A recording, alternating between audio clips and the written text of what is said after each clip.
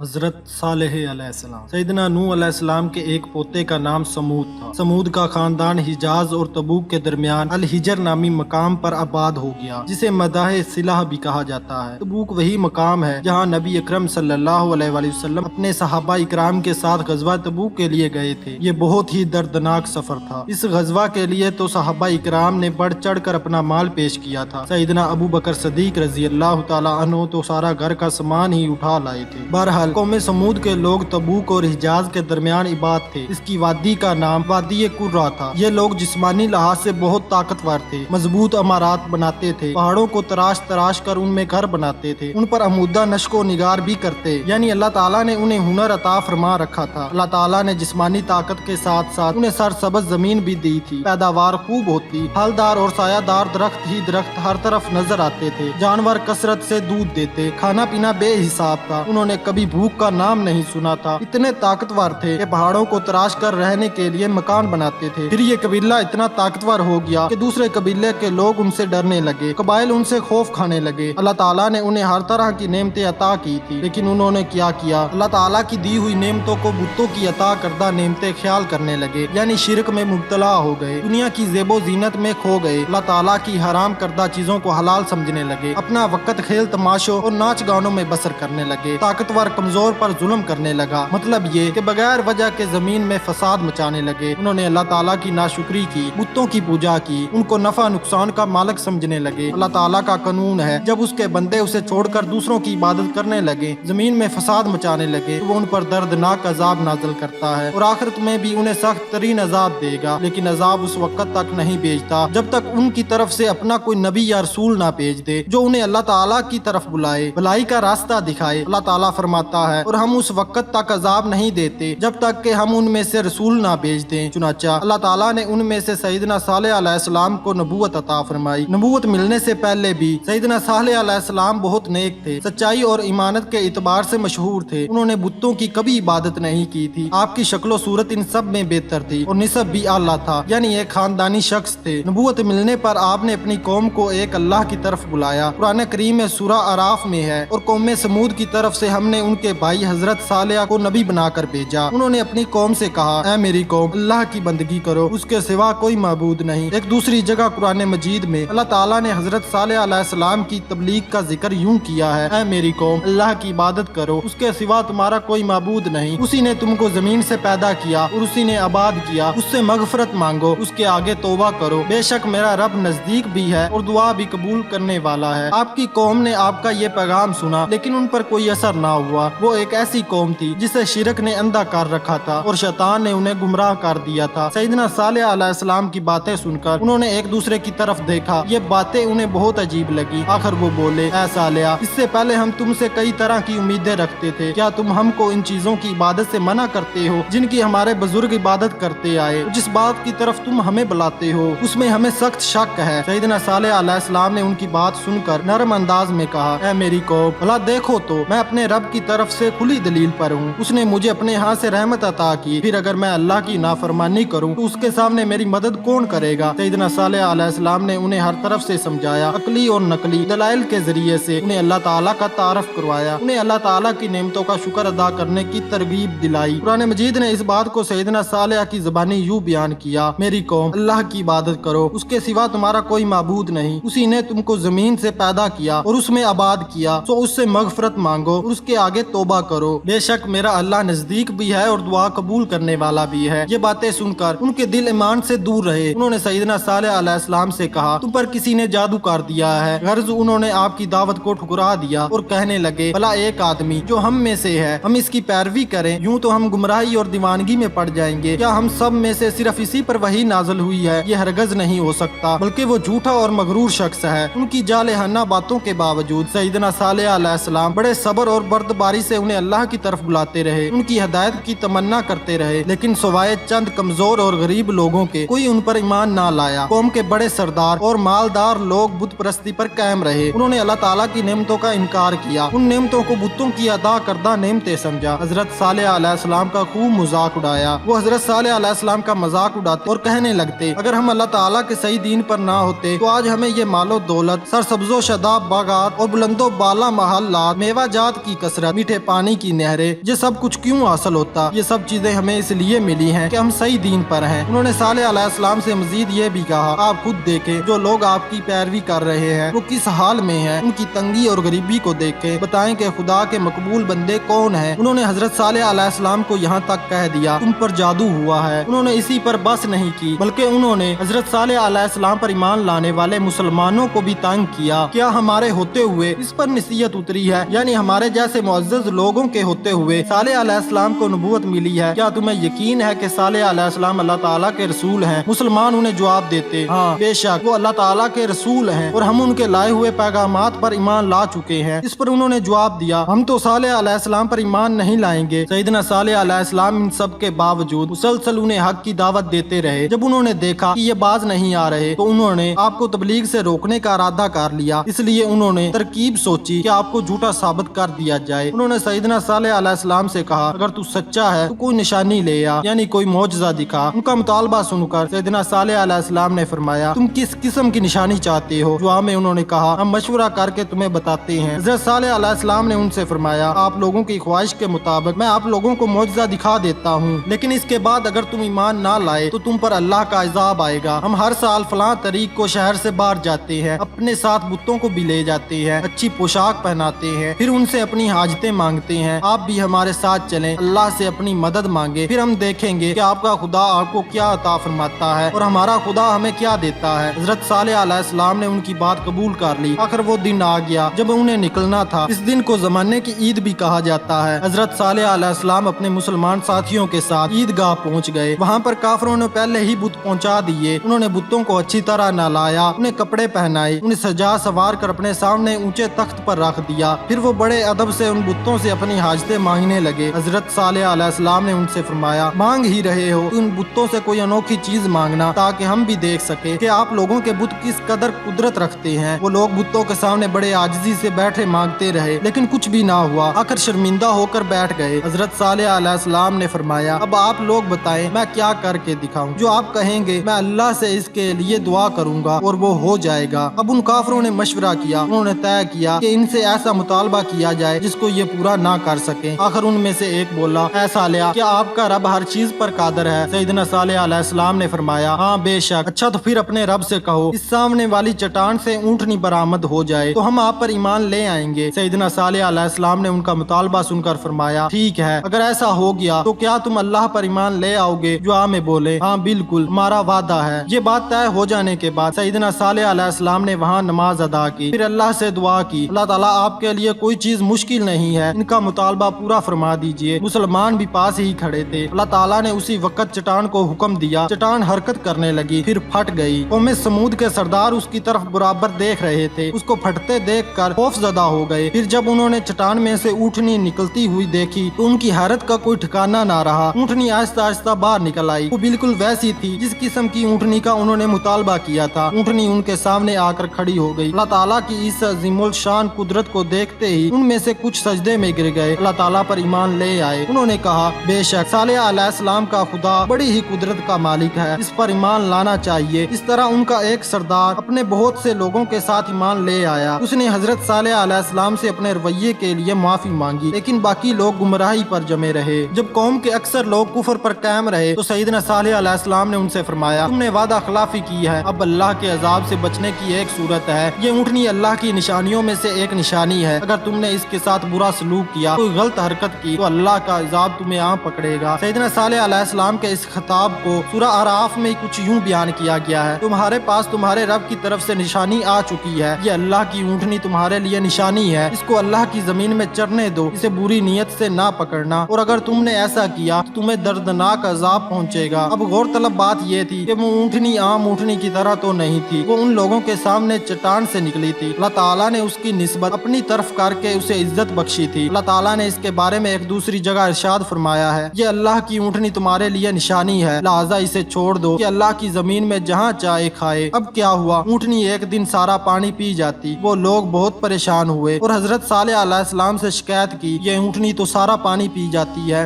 सैयदना सालेह अलैहिस्सलाम ने इस मसले के हल के लिए उनसे फरमाया, इस ऊँटनी के पीने का एक दिन है तो दूसरा दिन तुम्हारे पीने का है, यानी एक दिन ऊँटनी पानी पिएगी और दूसरे दिन कौमे समूद। चुनाचा ऊँटनी अपनी बारी पर पानी पानी पीती और सारा पानी पी जाती। दूसरे दिन वो कुएं के करीब भी न जाती। दूसरे दिन वो लोग पानी पीते। जिस दिन वो पानी पीती उस दिन के लिए इतना दूध देती कि पानी की जगह दूध उन सब के लिए काफी हो जाता। सैयदना सालेह अलैहिस्सलाम ने उनसे यह भी फरमाया, तुम इसे बुरी नीयत से हाथ भी न लगाना वरना दर्दनाक अजाब तुम्हें आ पकड़ेगा। चंद दिन गुजरे, ऊँटनी ने बच्चे को जन्म दिया। अब छोटा सा ऊँट अपनी माँ के साथ चरने फिरने लगा। मुकर्रा दिन वो अपनी माँ के साथ कुएं से पानी पीता। इस तरह काफी मुद्दत गुजर गई। एक दिन वो काफिर सरदार जमा हुए। उनमें से एक ने खड़े होकर कहा, आखिर ये हालत कब तक रहेगी? एक दिन हम पानी पीते हैं, दूसरे दिन ये ऊँटनी पानी पी जाती है। गोया हम इस वजह से एक दिन पानी से महरूम रहते हैं। क्या तुम्हें ये सूरत हाल पसंद है? तमाम सरदार यक ज़बान में बोले, हम में से किसी को भी यह सूरत हाल पसंद नहीं है, लेकिन इसका हल क्या है? इनमें से एक सरदार का नाम कुद्दार बिन सालिफ था। उसने तजवीज पेश की, हम ऊँटनी को खेती और पानी से दूर कर देते हैं। ये कैसे होगा भला? सब बोल उठे। कुद्दार ने एक दूसरी तजवीज पेश की और कहा, फिर इसका हल यही है, इसे मार देते हैं। यह सरदार बड़ा जालिम, दलेर और बदबख्त इंसान था। कौम समूद के यहाँ उसका बड़ा मकामो मर्तबा था। उसकी बात मानी और तस्लीम की जाती थी। उसके बारे में सही बुखारी में रवायत है। सैयदना अब्दुल्ला बिन जामिया रजी अल्लाह तआला अन्हु बयान करते हैं, रसूल अल्लाह सल्लल्लाहु अलैहि वसल्लम ने खुतबे के दौरान ऊँटनी और उसको कत्ल करने वाले का जिक्र किया है और फरमाया, उसे कत्ल करने वाला एक दलेर सरदार उठा जिसकी बात मानी जाती थी, जैसे कुरैश में अबू जमीया है। सैयदना जाबिर बिन अब्दुल्ला रजी अल्लाह तआला अन्हु से रवायत है कि रसूल अल्लाह सल्लल्लाहु अलैहि वसल्लम जब मकाम अल हिजर से गुजरे तो फरमाया, मौजज़ात का मुतालबा ना करो। सालेह अलैहिस्सलाम की कौम ने मुतालबा किया तो ऊँटनी की सूरत में जाहिर हो गया। वो इस रास्ते से पानी पीने जाती थी और इस रास्ते से वापिस आ जाती। उन्होंने अपने रब का हुक्म ना मानते हुए